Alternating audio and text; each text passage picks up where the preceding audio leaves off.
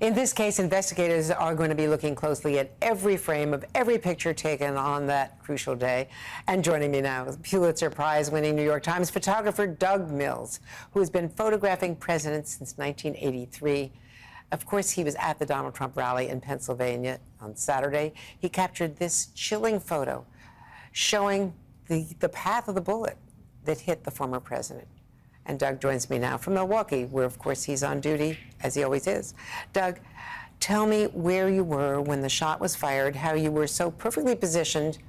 When did you realize something had really gone wrong?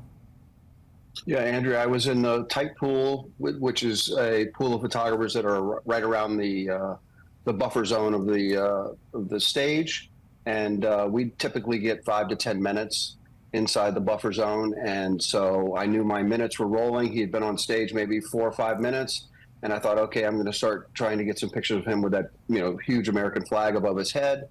And so just about that time, I was taking pictures of him then, and then I heard the pop, pop, pop, and I saw him grimace and reach to his ear and then look at his hand.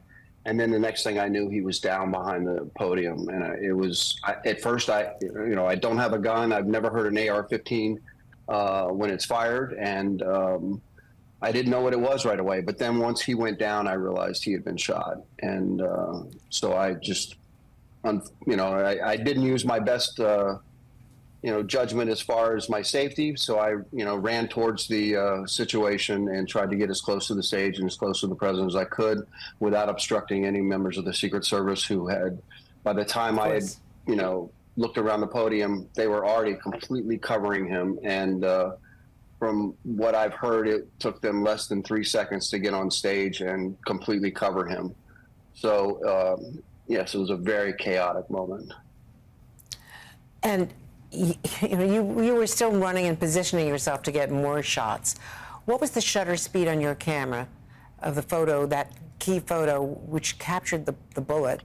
Because the speed of sound is behind the speed of light, so there would have been a lag time there. And so you were just rolling and rolling.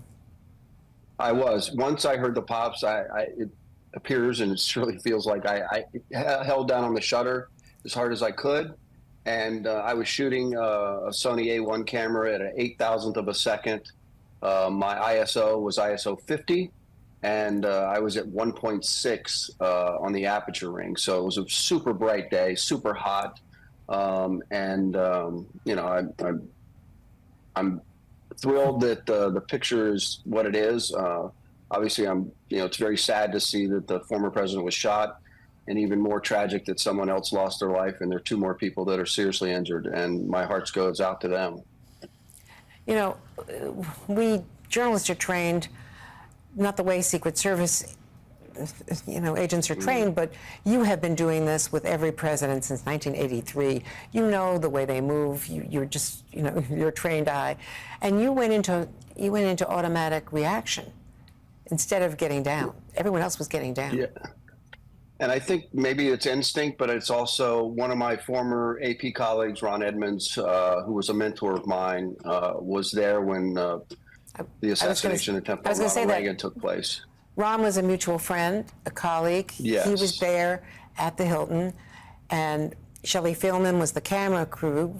NBC was assigned that day, Exactly. And Ron Edmonds took all of those pictures of, our friend Jim Brady, everything. Right, So Shelley and you were a Ron protege Edmonds did not. Yeah. Yes, they did not blink. And one of the things, Andrea, is you and I both knew Ron very well, but he spoke quite often about that day that he spent there at the Hilton Hotel, and he always said to me, I remember him saying to me one time, "Listen, I didn't blink. I didn't look to see where the shots were coming from. And I went forward rather than back." And I think that's something that must have stuck in my mind about going forward in a tragic time like that without trying to obstruct the Secret Service. And I think that's what I did. Yes, it was not the safest thing to do, as my wife and my 2 daughters have said. Next time, Dad, please go down, get down. But my instincts jumped in, and I was there.